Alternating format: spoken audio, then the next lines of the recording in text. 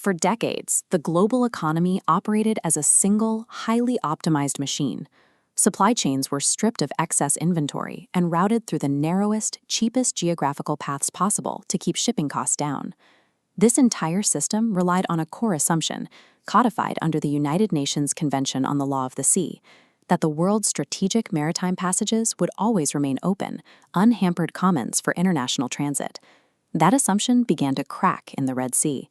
As militant groups began firing on commercial shipping near the Bab el-Mandeb Strait, major carriers were forced to abandon the Suez Canal and reroute around southern Africa. That detour added up to 14 extra transit days and millions of dollars in fuel costs to a standard voyage. Looking at this map of the Strait of Hormuz, you can see exactly why the system finally broke in February 2026. At its narrowest point, this waterway is just 21 miles wide. When closed off entirely by regional conflict, the world's most critical maritime artery was severed. Trapped behind that gap were roughly 13 million barrels of crude oil per day. That represents 20 to 25% of all seaborne energy, along with a quarter of the world's liquefied natural gas, suddenly cut off from the open ocean. By concentrating massive shares of global commerce through these tiny geographic bottlenecks, the shipping industry inadvertently built a system with zero margin for error. What were designed as shortcuts of global trade had become severe structural vulnerabilities. This chart tracks daily vessel transits through the Strait of Hormuz, and the drop-off is catastrophic. From a pre-crisis average of over 130 ships a day, traffic collapsed to single digits. The blockade stranded over 1,500 commercial vessels and trapped 22,000 mariners at sea. Commercial risk effectively shuttered the waterway. War risk insurance premiums spiked from 0.05% of a ship's hull value to over 5%. That hundredfold increase priced standard commercial fleets out of the Persian Gulf entirely. Coastal states and militant groups realized they could extract permanent geopolitical leverage by threatening transit. Strategic straits ceased functioning as free international waters, instead operating as heavily monetized sovereign tollbooths. A disruption at a massive hub like Hormuz cascades outward quickly. Stripping millions of barrels of oil and essential agricultural fertilizers from the market creates severe supply shocks, driving up energy prices, inflating shipping rates, and directly increasing the cost of food and consumer goods worldwide. The era of the just-in-time machine is dead. With the primary maritime routes compromised, nations have begun a desperate scramble to physically reroute the global supply chain to prevent total economic gridlock.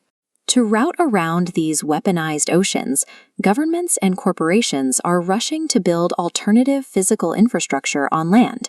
This wide map of the India, Middle East, Europe Economic Corridor, or IMEC, shows the primary attempt to bypass these choke points.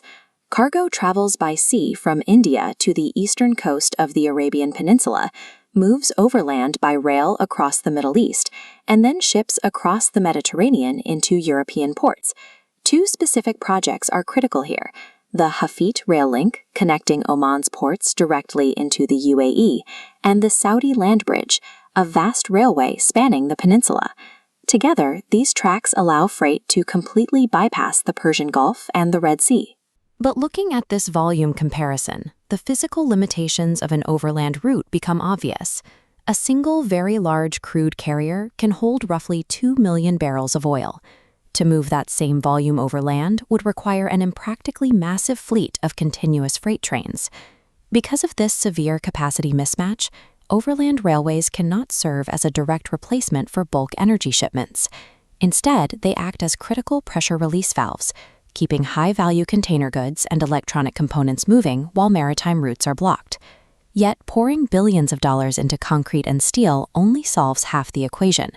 A physical rail network spanning multiple countries cannot actually function without overhauling how cargo is processed at every national border.